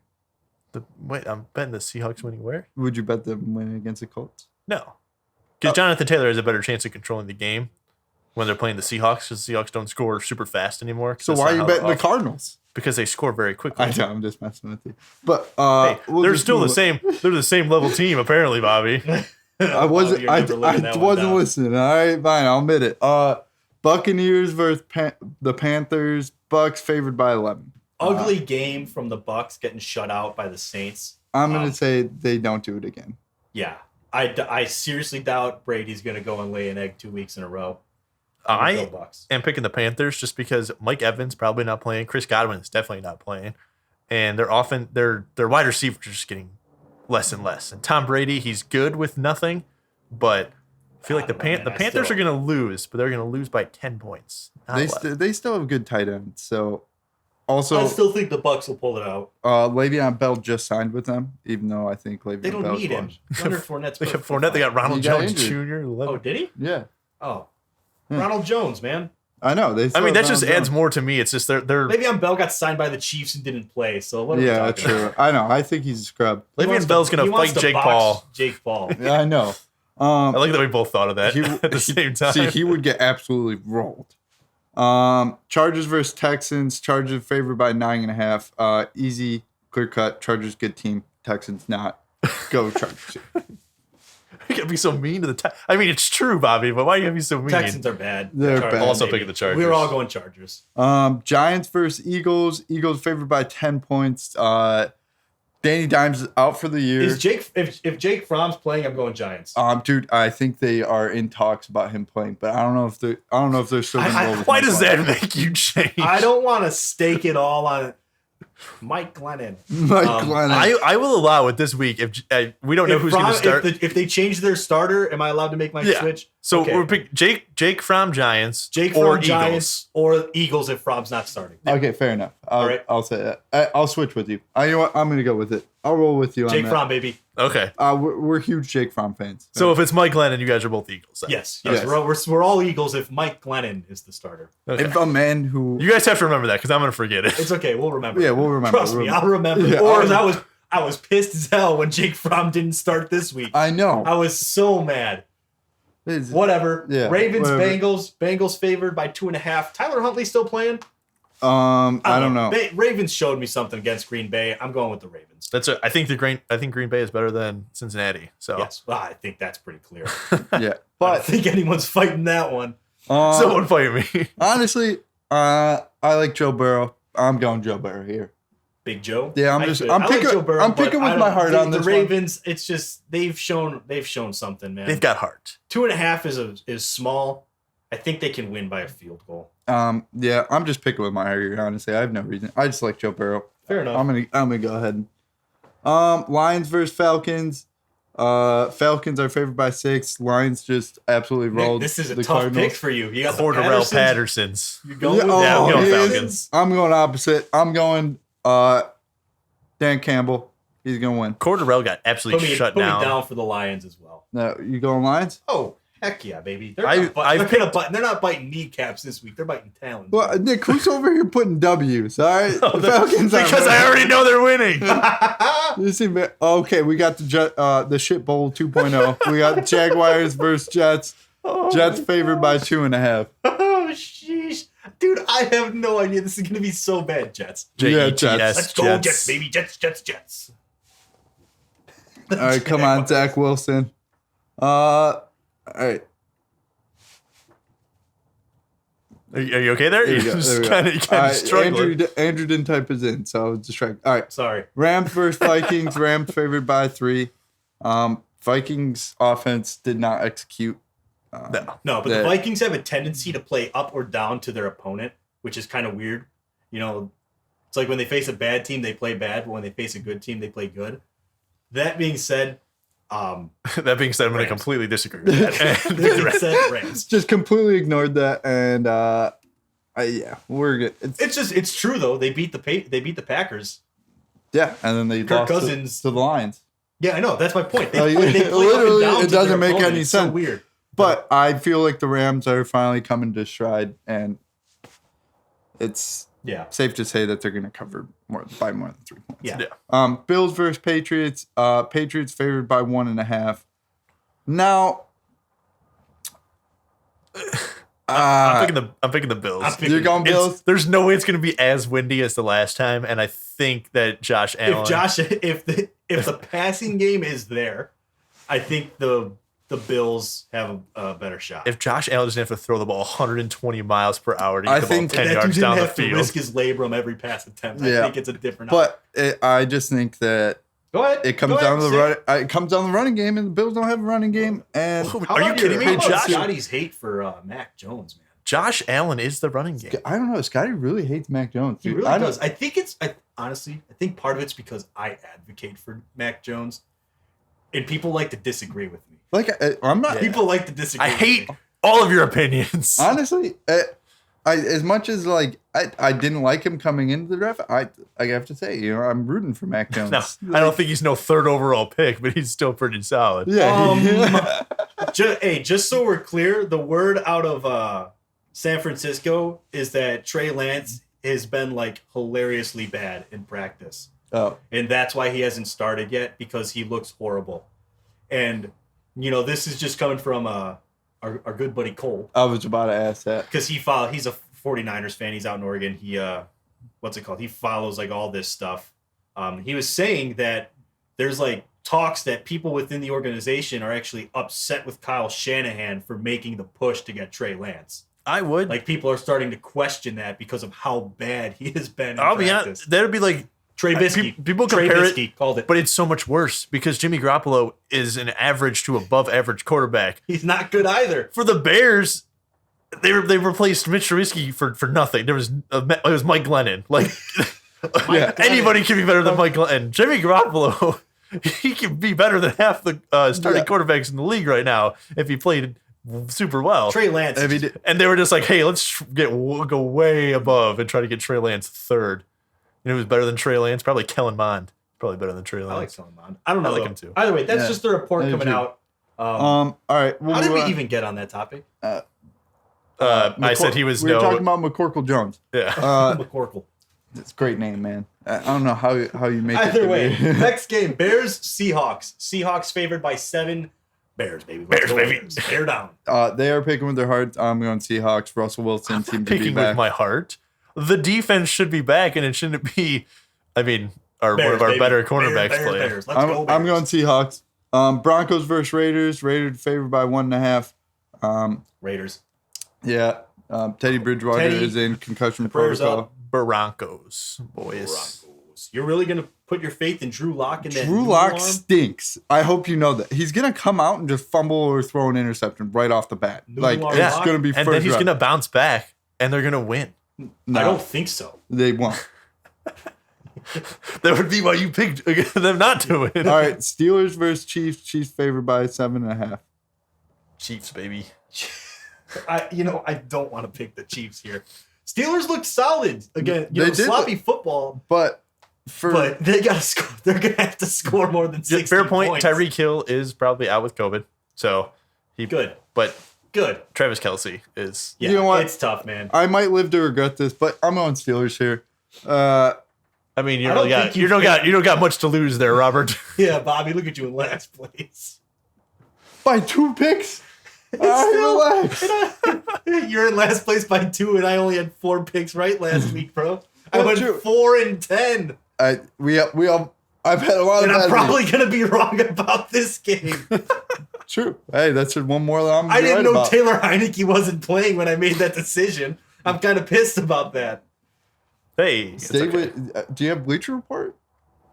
I'm pretty sure Taylor Heineke was ruled out before or after we did that last week. Yeah, we picked him last 2. That was a week ago. We picked this game. Yeah, I don't know, man. Whatever. I'm pretty sure it was like I saw it like later in the week. I was like, well, shit. We picked this game 7 days ago. Well, 7 days ago, this game was on Sunday. Whatever. Now it's Football, today. That's just the way she goes. I don't know. Sometimes she goes, and sometimes Taylor Heineke doesn't play. All right. And I'm getting screwed. Football team versus Cowboys. Cowboys favored by 10. Football team, baby. We don't know if he's gonna be back, man. You're all you might lose. You might lose twice on picking the football team in the same week because we're rolling this game to this week. And Can I get another Jake Fromm situation? No, okay, only I'm gonna go with the Cowboys. I'm gonna go Cowboys too. Dak Prescott is looking good lately. Looking good. I like the way he looks. I guarantee it. I guarantee he's not going to throw another interception. Or he's not going to throw an interception again. Yeah, hopefully they have it figured out.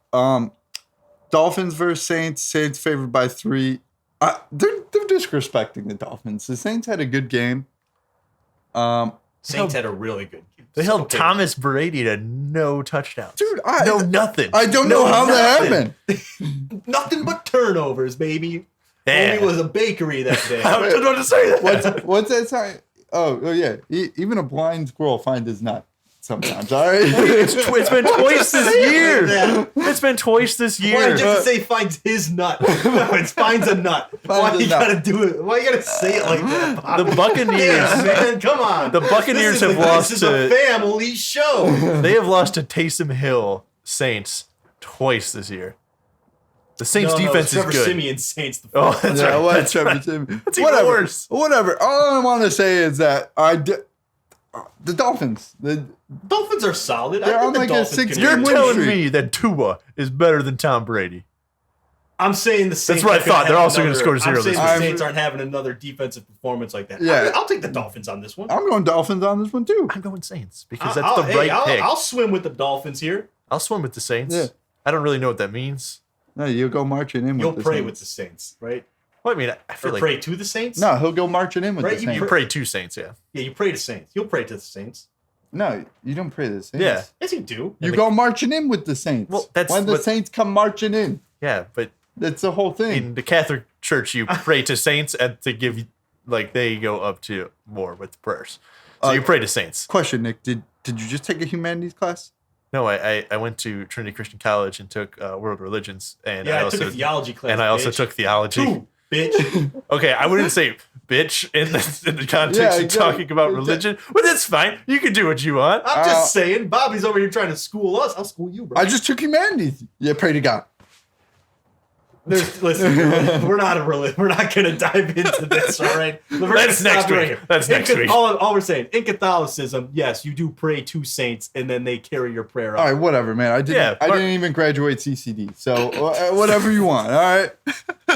All right, then how about you shut your mouth and let us talk, all right? All right. Yeah, The men are talking, Bobby. yeah, Is that the end of Bobby's bets this week? it is. Yeah, that's the end of Bobby's bet. That's the Monday. That's a week Monday. And night you're a game, man I'll be for honest. graduating CCD. All right. What? He didn't go to CCD. I don't think. Yeah, he I did. did. I had to No, go you to did. CCD. I didn't. Oh, he didn't. You didn't go through it? You didn't finish 8th grade? No, I dropped out. Gosh, wow. That is such depressing. I Why you gotta say it I like dropped that? out of CCD. I wanted to play Call of Duty on my Saturdays mornings. All right? Listen, I didn't like the time of it either, but I didn't get much of a choice. Whatever. And you passed. You stuck with it. You Yeah, passed. yeah, Let's get good back. job. Let's get back on track. All right, we'll get back on track. It is Christmas time in the garage. It right? is Christmas I time thought I in the was going to garage. do my segment. and Oh, then we yeah, were gonna yeah. do that. I wasn't sure. We never decided. I thought I did. I said we're going to do it before my Oh, question. yeah, go ahead. Do your All right, segment. I think we're gonna have a segment now. It's gonna be like top 5. So one of the 3 of us will pick a top 5 topic, and then we'll say our top 5. The other 2 won't know the reasonings behind it until they explain it, and then you guys will disagree or agree with my top 5. My top 5 this week is top 5 worst coaches since 2000 in Chicago. Fifth, so I'm gonna go 5 all the way up to 1. 1 being the absolute worst. Okay. So 5 is Rick Renteria, Chicago White Sox manager. Manager of the year in 2020, Rick Renteria?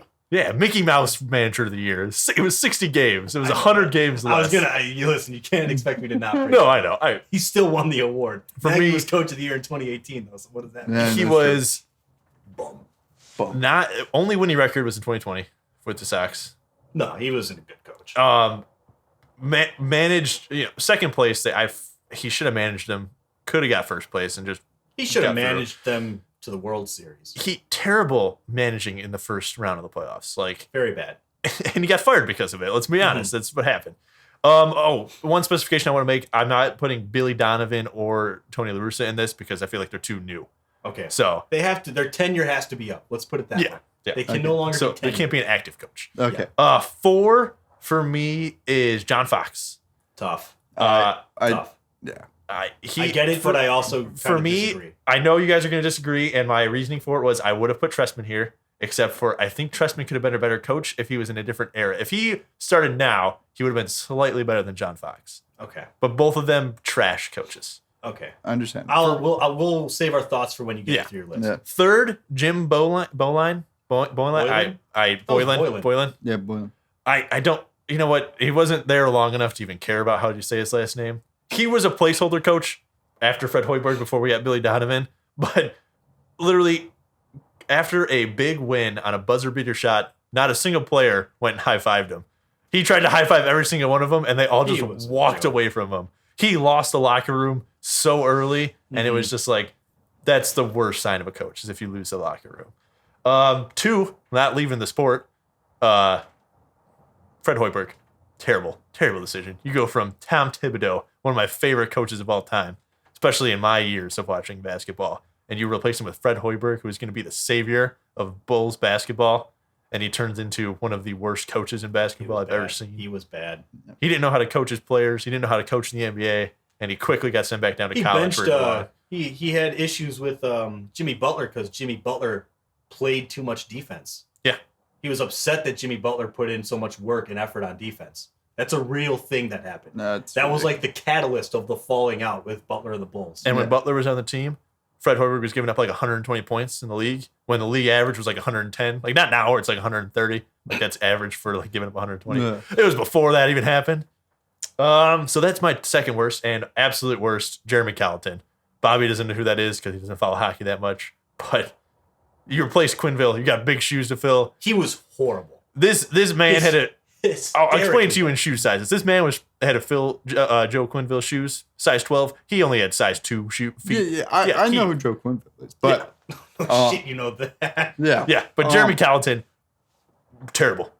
They didn't win a single game this year until he got fired. Then he got fired. They didn't win a game. They got fired and went on like a 4-game win streak. Yeah. They fired they fired the entire coaching staff, brought in interim head coaches and all that stuff, and now they can win games. So that proves that same players, didn't change any players, just changed coaches, and now you can win games. That means you were the problem.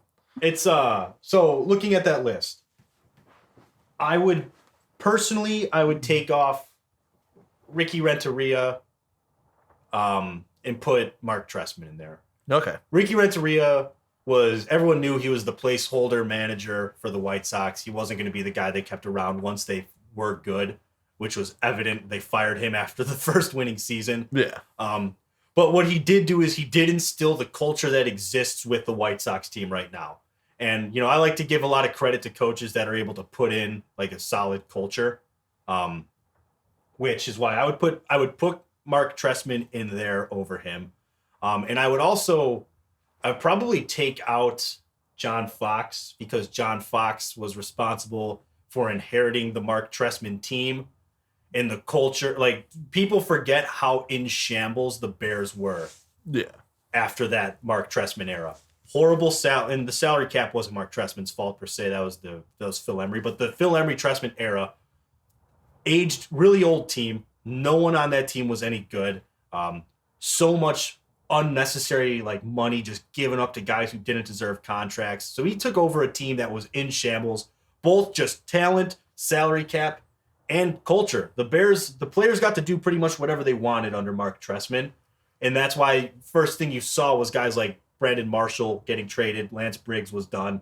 The guys who ended up being a problem were gone. John Fox inherited a bad situation, didn't win games, but I still think he instilled a culture that changed the attitude of players on the Bears. So I give him credit for that. For that, I would put him at number 4, if not Dick Joran from the early 2000s. But that's way before my comprehensible time. Yeah, because I was a child who didn't understand anything. Well, that was my thing. I want to do 2000 because it's like I can't make that we were able to analyze and stuff. I get what you're saying. So I would probably move John Fox to 5 because of his record and how things ended with his last year in Chicago. Trestman would go up to 4 because of how he just let the culture fall apart for the Bears. Got to remember, he inherited a 10-6 team, and they were just downhill. But I give him credit, his offense was good. The rest of your list I can agree with. Jim Boylan, I didn't expect him to be good. I knew he was going to be bad. Yeah. Doesn't change the fact that he was still really bad. Yeah. Fred Hoiberg, I still think Fred Hoiberg, next to Jeremy Carlton, was one of the worst coaching hires I've seen a Chicago team make. Fred Hoiberg is what it is. I hated him. I really did not like the guy. I hated him a lot. Jeremy Carlton, I hated more. And you saw the impact of those guys leaving. I honestly, Jim Boylan was hated by the Bulls, but I thought the Bulls were at least a better team when Fred Hoiberg was gone. Yeah, that's true. So that's my take on your list. I agree. I would take out John Fox and pop in Mark Trestman. You could leave Rick Renteria on there. Okay. Yeah. Do you know that he also coached the Cubs? Yeah, he was the coach of the Cubs right before John Madden or Joe Madden. Joe Madden. Joe Madden. Yeah. Not the football guy. I thought you were a Cubs fan. I am a Cubs fan. Really? Yeah. Interesting. I feel like a Cubs fan would have known that since it was 2014. It was 2014. What was going on in 2014?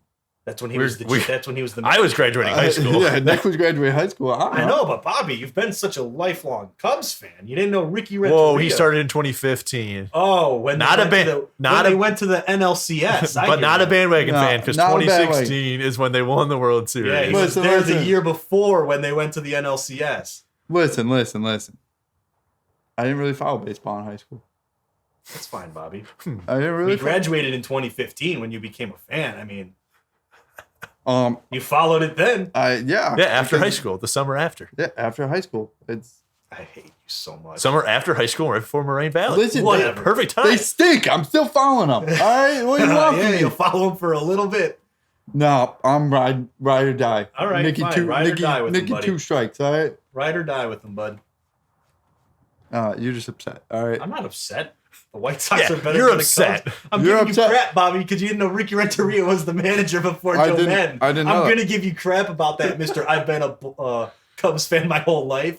Yeah, sorry I couldn't go to games, man. No, this is not about that. You could have known who the manager was. You could have known who the manager was. It's not about going. Don't try and make it about that. Why would I follow if I couldn't go to games? You're losing on this one. Why would I follow? Nick, come on. He's losing. Why would you make fun of him just because he was poor and couldn't go to on. games? You're a jerk. Because I came from a lower middle class household. I'm gonna say it. I'm gonna screw you. You know what? Moving on. I'm not giving the person my gift now. Well, that's It's not fair. mine. It's me. Shut up. Yeah, You Nick, weren't supposed to know. Yeah, Nick gets 2 gifts. Yeah. Yeah, apparently. Bobby, you get none. All right. All right, moving on. I guess now's as good a time as any to get into our Secret Santa. Yeah. So secretive. Yeah, So secretive. I I still still don't don't know who had me. Well, yeah, we didn't say. Yeah. Bobby, I had you, by the way. Yeah, You can I figured. you can grab your gift. It's the blue one. Oh, okay. The smaller one. Oh, okay. But obviously the other, he knows which one's. Well, this No, one's there's Andrew. Oh, And yay! then this one has to be Nick's. Oh, I guess It it, has to be. Oh. I feel like I know what this is. I bet you. Bobby, you can go first. Bobby, you go. I'll go Yeah, first. your gift. Oh, You know, I'm you, like, you wrapped this very hard, man. I'll give you credit. It's very it's masking tape. Just rip. It'll come off. Oh, there we go. Merry Christmas. I'm not packaging taping this thing. What is it? I got him. Got some golf balls. I hope these aren't good. Are these really good? Warbird? I mean, They're Callaway. They're pretty nice. they're Callaway. They're like valid. they're like I'm gonna lose all they're of like these. not bottom of the barrel, but they're not like trophy ones. Okay. Like, All right. As long as That's as an long as you're entry not- level golf. Like, you're not gonna That's be- the golf ball yeah. you want to be hit. Okay. You're not going to be pissed that you lose them, but they're not going to like Okay. negatively You're affect certainly you. not Yeah. going to be pissed because you didn't buy it. Yeah. I also got him ball markers with his favorite team that he's been a team of his whole life. Yes, sir. Nice. We got a new ball mark because I didn't have that before. I would Show just it have for the to, camera. Let them take pictures. Yeah. We got some golf Screenshot. balls. Hey, Nice. I like this bow. hopefully I don't Nick, lose you all want to these. go next? Yeah, I like my bow. Is this my present? Just the bow? You can keep it. You can keep it. It's Oh, I yours to will. keep. I'm gonna put that on a gift that I give to one of my family members. That's a good idea. I'm gonna re-gift the bow. Oh, I knew what it was, but Chicago Bear, Dude, Oh, you want to...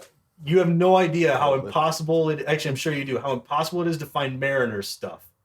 Oh yeah, I went to Plax Plus to get that at the Orland Mall. Very cool store. I like Oh, Plex no. Plus. That's a cool place. The guy, so I told the dude why I was there, and he's like, "Does he have a favorite team?" And I said the Mariners. The guy literally was like, paused for a second, chuckled, and was like, "Wait, are you serious?" And I was like, "Yeah." And he's like, "That's the last team I expected to hear." And I was like, "Yeah, it's the I last thought you team I were would like- expect to." exactly. I thought you were gonna say it. That dude was like, "Who are the Mariners?" No, he just was like, he was visibly stunned by the Mariners' response. He didn't know. He was like, "Is he a Bears fan?" And I was like, "Yeah." And he's like, "You can get this." And I was like, I didn't expect to find Mariners stuff anywhere. So now you can drink out of it. yeah. Now we got a new Zach. What? Those generic ones that Andrew was letting us use. Oh Zach. yeah. I didn't know what you were talking. I was like, It's like Zach. I was like Zach Zach's. White. I was like, what? He's not on the show. Yeah. Well, I guess I'm All right, next. Yeah. You're the last. But who got you? No one Yeah. Who knows. got you? Oh man, And if you can't tell by the writing, that's got to be really loud on the mic. oh, that's definitely very loud. That's look. Did you tape them? I did. I take both sides. job. I hope. Did you buy that box or did it come with the gift? No, I bought the box. Oh, nice. Yeah. Solid. You could keep that. Actually, I'm gonna keep the box. he It's bought gonna- the box. this is That gonna was get the used whole. for That was the stuff. whole budget. So you got nothing. We Bobby, got you a Georgia You didn't dog. have to do it, man. We got you a dog. Dogs. Yeah, Dogs. there we go. Go Dogs. Now you can wear it. Oh, when I'm they're wearing playing it in the next Natty, Friday. all right. Are we getting together for the game? It's next Friday. Yeah, it's next Friday. Oh I'll yeah, be that here. is next Friday. I'm gonna bring my Bears mug because I'm gonna wear my Dogs shirt. Yeah. You it's got my only football thing that I'll have. So Don't worry, I'll this. bring my golf club. I'll start smacking some of these bad boys in here. Awesome. Every time Georgia gives up a touchdown, you just got to wail on a golf ball as hard as you can in the garage. Well, I would say that I like that, Bobby. Thank you. Yeah, of course. You know me too well. I needed a Bulldogs thing. Yeah, I knew you didn't have any, and they're your favorite team. Nick, I hope you like those. I need another cup because I've been using the same one at work. Now I can switch off. There you go. That's a nice one too. Yeah. They're gonna walk in. It's got a nice handle. It's really sticky. Yeah. You're not dropping it. I'll tell you that. You can put Yeah, you're right. You can put coffee in it. See, I don't drink coffee, but it'll definitely hold some hot cocoa. It'll hold fluids for you to sip. Hot cocoa. Eggnog? You an eggnog guy? No, I'm not an eggnog. Eggnog, I'm okay. I'm not gonna drink a lot of it. I'll drink a small amount. Yeah. I can't. I'll drink like maybe one glass. I can't do it. Yeah, true. But thank you, Nick. I appreciate it. Thank you. Bobby. And Dusky. You're welcome. You're welcome. Ready for this? We'll get into Nick's question. Ready for this of the week. crazy dive question in. of the week? It's football related, as most right. of this show is bad. All right, so you have to fill up the entire levels of the defense of a defense. So you got your defensive lineman, linebacker, cornerback, and then safety. All right. You get 2 retired players and 2 current NFL players. What is your best 4 that you can think of? So we can pick one lineman, one cornerback, one linebacker, one safety. Yeah, so you're picking one guy from each level. I mean, I guess D-back or defensive back, you get 2 former and 2 current. Yeah, you get 2 former, 2 current. All right. I gotta go. Aaron Donald. Brian Urlacher. Ooh, I would take. That's hard. That's tough. I got mine.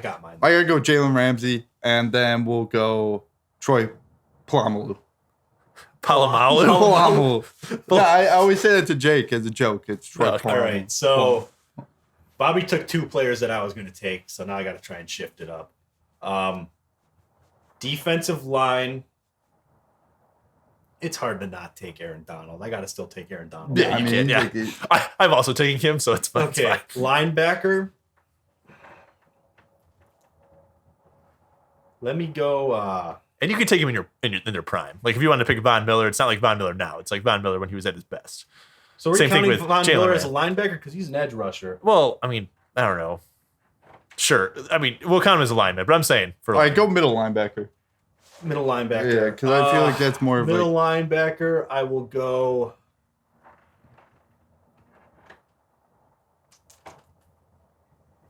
I'll go. Is Lawrence Taylor counting? Yeah, crack that one too. Yeah. sure. We'll go Lawrence Taylor. At safety, I'm going with Ronnie Lott. That's a name. That is, dude. That's an old one. Yeah, Ronnie Lott. Cornerback. Oh, you just had to say Jalen Ramsey. I mean, that's the best two in the game. Yeah, Richard Sherman. That's why Richard Sherman. Don't test a mediocre receiver like Crabtree. Yeah, I wouldn't say. I just like him for that reason. Quarterback, I will go Stephon Gilmore. That's a good pick. Okay. Yeah, like that. He'll be in his prime. Like not old. Yeah. I'm also going with Aaron Donald. Whoa! It's just for me. It's like I have 2 guys that I wanted from retired players. Yeah. I would have put Warren Sapp there, but I want my 2 retired players for a different position. Roquan Smith would be my linebacker. Champ Bailey and Ed Reed. Ed Reed boy. Nice. I love the Ed Reed for Palomalu. I really safeties. wanted to put Roquan in mind, but I wanted to put like a retired Hall of Famer at linebacker. Yeah, I had to go Urlacher. I had to. I almost went Kuechly. Yeah, but still. Brian Cushing. Lawrence Taylor was a different animal. He was. And the same beast. The man literally smoked crack. What does that mean, Kobe Bryant? What does that mean, Kobe Bryant? Yeah, that pretty much will do it for us this week. That's our guys, that's our Christmas special. We got to get better at of ending. I go with my question of the week, and I'm like, am I supposed to say that we're done? Or, yeah, we struggle at that regard. Either way, though, that'll wrap it up this week, guys. Thank you for tuning in, as always. If you like what you heard, please give us a like on Facebook. Follow us on Twitter at GTS Podcast 1. Subscribe to the YouTube channel. Follow us on TikTok, Garage Talk Sports, for both of those. We're trying to get more interactive and more involved on those platforms, folks. So by all means, guys, please give us some feedback. We're always open to it. And until next week, we'll talk to you. Yep. See you guys. See ya.